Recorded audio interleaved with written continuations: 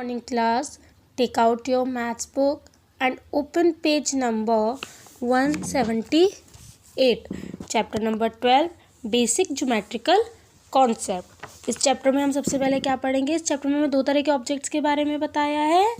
Number 1 is 2D objects and number 2 is 3D objects. तो सबसे पहले हम पढ़ेंगे कि 2D ऑब्जेक्ट्स क्या होते हैं, ठीक है। तो number 1 is 2D objects. 2D objects बेटा वो ऑब्जेक्ट्स होते हैं जो फ्लैट ऑब्जेक्ट्स होते हैं, because they have length and breadth both, क्योंकि इसमें लेंथ भी होती है और ब्रेथ भी होती है। तो इसमें हमारे पास 4 शेप्स गिवन है। देखो 1 2 3 4 शेप्स गिवन है। हम इस ऑब्जेक्ट्स के अंदर इन 4 फ्लैट शेप्स के बारे में पढ़ेंगे। तो नंबर 1 इज़ सर्कल।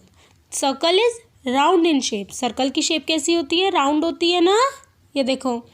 और इसकी ना तो कोई साइड है और ना ही कोई कॉर्नर है। तो circle has no side and no corners, ठीक है। Next shape is triangle. देखो ट्राइंगल में काउंट करो 1 2 3। ट्राइंगल में कितनी साइड्स होती हैं? 3। 1 2 3 ही कॉर्नर्स होते हैं। तो triangle has 3 sides and 3 corners. Next shape is rectangle. देखो रेक्टेंगल में काउंट करोगे तो 1 2 3 4। कितनी साइड्स होती हैं? 4। अब कॉर्नर्स काउंट करेंगे 1 2 3 4 ही कॉर्नर्स होते हैं। तो rectangle has 4 sides and 4 corners, ठीक है class. Rectangle has 4 sides and 4 corners. अब देखोगे तो ये वाली साइड जो है ये बड़ी है और ये वाली साइड छोटी है। तो ये दोनों साइड इक्वल नहीं है ना, बट ये वाली साइड और ये वाली साइड इक्वल है, और ये वाली साइड और ये वाली साइड इक्वल है। ये दोनों साइड एक दूसरे के अपोजिट है, और ये वाली साइड और ये वाली साइड एक दूसरे के अपोजिट है। तो इसलिए इसमें क्या होता है? Opposite sides are equal. Opposite sides equal होती है। Next is square. देखो 1 2 3 4। इसमें कितनी साइड्स हैं? 4। अब हम कॉर्नर्स काउंट करेंगे तो 1 2 3 4 ही कॉर्नर्स हैं। लेकिन आप इसमें अगर देखोगे तो पहले तो square has 4 sides and 4 corners. अब इसमें देखोगे तो ये वाली साइड, ये वाली साइड, ये वाली साइड और ये वाली साइड, चारों साइड्स बराबर है ना, कोई भी बड़ी या कोई भी छोटी नहीं है। तो इसलिए ऑल साइड्स आर इक्वल। सारी साइड्स इक्वल होती है। अब नेक्स्ट इज 3D ऑब्जेक्ट्स। अब हम क्या पढ़ेंगे? 3D objects. 3D ऑब्जेक्ट्स कौन से ऑब्जेक्ट्स होते हैं? सॉलिड ऑब्जेक्ट्स होते हैं। इसलिए इसे 3D ऑब्जेक्ट्स के अंडर क्लासिफाइड किया गया है, क्योंकि ये सॉलिड ऑब्जेक्ट्स होते हैं and they have length breadth and height. क्या होता है? लेंथ ब्रेथ एंड हाइट तीनों होती है। तो इसमें नंबर 1 शेप है क्यूबॉइड। क्यूबॉइड देखो, it has 6 faces 12 edges and 8 vertices. इसमें 6 फेसेस होते हैं, 12 एजेस होती है और 8 वर्टिसेस होते हैं। देखो हम पहले काउंट करेंगे 6 फेसेस। देखो 1 2 3 4 5 और पीछे वाला क्या हो जाएगा? 6। तो क्या हो गया? 6 फेसेस हो गए। और अब हम क्या काउंट करेंगे? 12 एजेस। देखिए काउंट कीजिए 1 2 3 4 5 6 7 8 9 10 11 12 एजेस हो गई ना, एंड 8 वर्टिसेस। वर्टिसेस बेटा एजेस को, 2 एजेस को जो जॉइंट करती है ना, उसको वर्टिसेस कहते हैं। जैसे देखो ये वाला एक एज है और ये वाला एक एज है, और यहाँ पे जॉइंट हो रहे हैं ना ये दोनों एजेस। तो 2 एजेस जहाँ पे जॉइंट होते हैं उसे हम वर्टिसेस कहते हैं। तो 1 2 3 4 5 6 7 8 कितने वर्टिसेस हो गए? 8 वर्टिसेस हो गए। Next is all faces are not of same size, सारे फेसेस सेम साइज के नहीं होते हैं, सब फेसेस के साइज अलग अलग है। देखो ये वाला बड़ा है और ये वाला छोटा फेस है ना, लेकिन अपोजिट देखो ये वाला बराबर है इस वाले के, इक्वल है ना ये दोनों फेसेस, नीचे वाला ऊपर वाला, और ये वाला फेस भी छोटा और ये वाला भी छोटा है, ये दोनों फेसेस सेम है। तो only opposite faces are same, केवल अपोजिट फेसेस सेम होते हैं। नेक्स्ट इज क्यूब, क्यूब भी it has also 6 faces 12 edges and 8 vertices.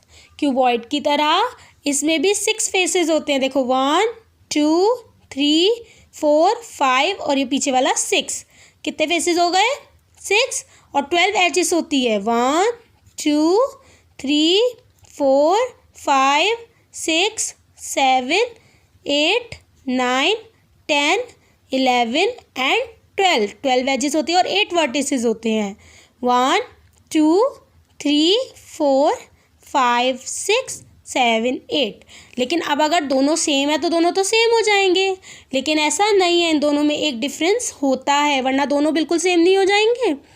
और देखो अब इसमें डिफरेंस क्या है, देखो क्यूबॉइड में भी 6 फेसेस 12 एजेस और 8 वर्टिसेस होते हैं, ऐसे क्यूब में भी होते हैं, बट डिफरेंस क्या है कि क्यूबॉइड में अपोजिट फेसेस जो हैं वो सेम साइज़ के होते हैं, सारे सेम साइज़ के नहीं होते, और इसमें सारे फेसेस देखो सेम साइज़ के हैं, इसमें all faces are squares of same size, सारे सेम साइज के हैं और सारे फेसेस स्क्वायर की शेप में हैं।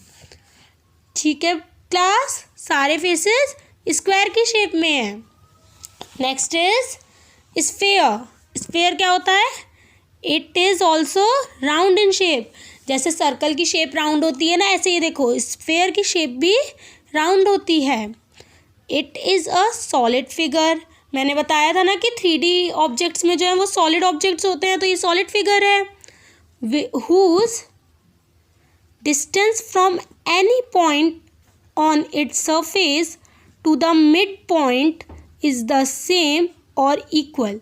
इसमें क्या होता है, आप कोई भी पॉइंट देख लो, जैसे ना इसके एग्जांपल में बॉल है, बॉल को किसी भी पॉइंट से और उसके सरफेस की तरफ देखोगे या मिड पॉइंट की तरफ देखोगे तो वो सेम साइज़ है सरफेस से, जैसे किसी भी पॉइंट से सरफेस की साइड पे बॉल के या फिर its surface to the mid point, और उससे मिड पॉइंट तक देखोगे तो वो सेम होता है, इक्वल होता है, हर जगह से जिस भी जगह से मिड पॉइंट तक या सरफेस तक देखते हैं वो सेम आता है, बिल्कुल सेम साइज़ का होता है, क्योंकि वो राउंड भी होती है और वो सॉलिड फिगर है, तो उसका स्फेयर जो है उसका सरफेस एरिया होता है।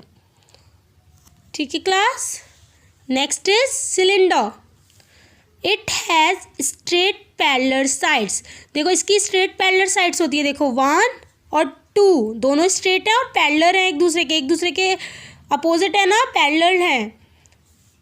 It also has a circular और ओवल क्रॉस सेक्शन, इसमें सर्कुलर और ओवल क्रॉस सेक्शन होते हैं, देखो 1 2 दो है ना, देखो 2 है ना, तो ये क्या शेप हो गई, सिलेंडर। अच्छा इसके एग्जाम्पल में कौन सा होता है, जैसे गैस सिलेंडर हो गया, उसमें भी ऐसा ही होता है ना। Next is cone, it defined age pyramid having circular cross section, इसको हम कैसे डिफाइन करते हैं, एक पिरामिड की तरह, देखो ये पिरामिड टाइप बना हुआ है ना, तो पिरामिड जिसमें एक सर्कुलर क्रॉस सेक्शन होता है, देखो ये सर्कुलर क्रॉस सेक्शन है, तो ये क्या हो गई, कौन हो गई।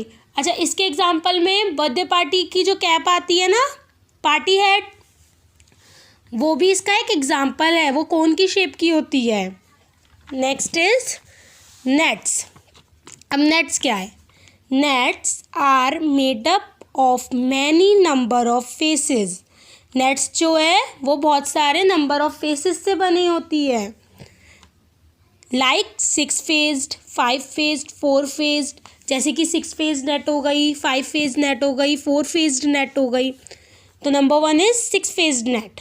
ठीक है, अ 6 phased cube can be formed by folding the net, एक 6 फेस क्यूब को हम नेट को फोल्ड करके भी बना सकते हैं। तो पहले हम इसे काउंट करेंगे 1 2 3 4 5 6। कितना हो गया ये 6 हो गया। अब जब हम इसे फोल्ड करेंगे तो हमारे पास एक क्यूब बन जाएगा। Next is 5 faced net. We can use a 5 faced net to make a cube with one side open. देखो पहले इसे काउंट करो 1 2 3 4 5। कितनी 5 हो गई ना। तो अब देखो जब हम इसे क्यूब बनाएंगे मतलब इसे हम फोल्ड करेंगे तो वो क्यूब बन जाएगा, लेकिन वो क्यूब जो है वो वन साइड ओपन होगा। 6 फेस्ड क्यूब पूरा क्यूब बनेगा एंड 5 फेस्ड क्यूब में वन साइड ओपन होगी। अब है 4 faced net. We can make a cube with 4 faces with two sides open by folding the net। हम नेट को फोल्ड करके 4 फेस्ड क्यूब भी बना सकते हैं। देखो 1 2 3 4। जब हम इसको फोल्ड करेंगे तो हमारे पास क्यूब बन जाएगा, लेकिन वो 2 साइड से ओपन होगा। जैसे 6 फेस्ड नेट वाला क्यूब पूरा बनेगा, 5 फेस्ड वाला 1 साइड से ओपन होगा और 4 फेस्ड वाला 2 साइड से ओपन होगा। Next is point. A point is represented on a piece of paper by a dot. Point कैसे represent किया जाता है? एक डॉट से किसी भी पेपर पे। ठीक है class. Next is a point has no size. It has no length, breadth और height. देखो वो एक छोटा सा डॉट है, ना तो उसका कोई साइज है, ना उसकी कोई लेंथ है, ना ब्रेथ है और ना ही उसकी कोई हाइट है। It is represented by a capital letter. हम इसे किससे रिप्रेजेंट करते हैं? कैपिटल लेटर से, जैसे P Q A B C D कुछ भी हो सकता है। Next is line. A line और straight line has length only. एक लाइन या फिर स्ट्रेट लाइन की केवल क्या होती है? लेंथ होती है। It has no breadth. इसकी कोई ब्रेथ नहीं होती। देखो अब एक लाइन है स्ट्रेट, तो इसमें लेंथ ही हो सकती है। ब्रेथ के लिए तो ऊपर की तरफ भी होनी चाहिए, तभी तो ब्रेथ होगी। तो इसमें केवल लाइन है, ना थिकनेस और ना ही कोई ब्रेथ होती है। It may be extended in both direction infinitely. हम इसको दोनों डायरेक्शन में जितना हम चाहें उतना इसे बढ़ा सकते हैं, उतना इसे एक्सटेंड कर सकते हैं। देखो जैसे यहाँ पे है AB, अब हम इसको एरो से डिनोट करते हैं। इधर भी एरो होता है, इधर भी एरो होता है, क्योंकि हम इसे कितना भी एक्सटेंड कर सकते हैं ना। तो इसलिए जब हम इसे शो करते हैं तो AB या फिर BA कैसे भी, और एक ऊपर लाइन करके और दोनों साइड एरो दिखा के शो करते हैं। ठीक है, जैसे कि दिस इज़ लाइन AB और उसके ऊपर एक लाइन खींची और दोनों साइड एरो दिखाया, या फिर BA लाइन खींच के दोनों side arrow. We can not measure the length of a line. हम लाइन की लेंथ को मेज़र नहीं कर सकते। जब हम इसे इनफाइनाइटली एक्सटेंड कर सकते हैं तो हम इसको मेज़र कैसे कर सकते हैं? Next is ray. A ray has a starting point but no end point. Ray का स्टार्टिंग पॉइंट तो होता है लेकिन कोई एंड पॉइंट नहीं होता। Therefore it is denoted by an end point and an arrow head. इसलिए हम इसे कैसे डिनोट करते हैं? एक साइड से तो पॉइंट होता है और दूसरी साइड एक एरो हेड यूज़ होता है, एक एरो हेड लगाया जाता है। We can not determine the length of a ray. हम रे की लेंथ को डिटरमाइन नहीं कर सकते, क्योंकि अगर एक साइड पे हमें स्टार्टिंग पॉइंट गिवन है और दूसरी साइड हमें एंड पॉइंट तो गिवन नहीं है ना, तो हम इसे वहाँ से कितना भी एक्सटेंड कर सकते हैं। तो अगर हम उसे कितना भी एक्सटेंड कर सकते हैं तो हम उसको कैसे ऑब्जर्व कर सकते हैं, कैसे डिटरमाइन कर सकते हैं? Observe the some. A torch and bulb rays of light come from them. जैसे एक टॉर्च है, अब टॉर्च को ऑन करते हो तो उसमें से लाइट निकलती है। अब टॉर्च ऑन करने पे लाइट निकल रही है तो उसका स्टार्टिंग पॉइंट तो हमारे पास है, बट वो कितनी दूर तक जाएगी ये थोड़ा ना है, हमारे पास एंड पॉइंट थोड़ा ना है। वो कितनी भी दूर तक जा सकती है। हम जितनी दूर टॉर्च की लाइट को भेजते हैं वो उतनी दूर तक चली जाती है, तो इसलिए उसका कोई एंड पॉइंट नहीं होता। और जैसे हम इसको कैसे शो करते हैं, देखो दिस इज़ रे। जैसे ए बी है तो हमारे पास स्टार्टिंग पॉइंट है, तो इसलिए वहाँ पे कोई एरो नहीं लगता। जैसे लाइन में हमारे पास स्टार्टिंग पॉइंट भी नहीं था तो हमने दोनों साइड एरो लगाया था। इसमें स्टार्टिंग पॉइंट है बट एंड पॉइंट नहीं है, तो इसलिए एंड पॉइंट की जगह पे एरो लगता है। ठीक है, AB लाइन और एक साइड पे एरो। अब है line segment. A line segment is a part of a line. Line segment line का ही पार्ट होता है। It has a starting point and an end point. इसमें स्टार्टिंग पॉइंट भी होता है और एंड पॉइंट भी होता है। Thus it can be drawn on a sheet of paper, इसलिए इसे हम एक पेपर शीट पे ड्रॉ कर सकते हैं। The end points can be named by letters से ए एंड बी, हम इसको कोई भी नाम दे देते हैं, A and B, P and Q, S and T, कोई भी नाम दे देते हैं, कोई भी कैपिटल लेटर का नेम दे देते हैं। The length of a line segment can be measured, और लाइन सेगमेंट की लेंथ को मेज़र भी किया जा सकता है। देखो जब हमारे पास एंड पॉइंट भी और स्टार्टिंग पॉइंट भी है, दोनों पॉइंट है, तो हम उसे मेज़र भी कर सकते हैं। और इसको हम कैसे डिनोट करते हैं, ए बी। अब हमारे पास दोनों पॉइंट हैं तो बस एक लाइन खींच के शो कर दिया। ठीक है class. Next is a line segment can be drawn vertically, horizontally और स्लैंटिंग। एक लाइन सेगमेंट किसी भी शेप में ड्रॉ किया जा सकता है, किसी भी वर्टिकली भी हो सकता है, हॉरिजॉन्टली भी हो सकता है, स्लैंटिंग भी हो सकता है। जैसे देखो ये ई एफ है लाइन सेगमेंट, ये काय में है वर्टिकली, ये है स्लैंटिंग, डी सी डी क्या है स्लैंटिंग, पी क्यू भी है स्लैंटिंग, और एक्स वाई कैसा है हॉरिजॉन्टली। और देखो इसे हमने कैसे शो किया है, E F C D P Q and next is X Y.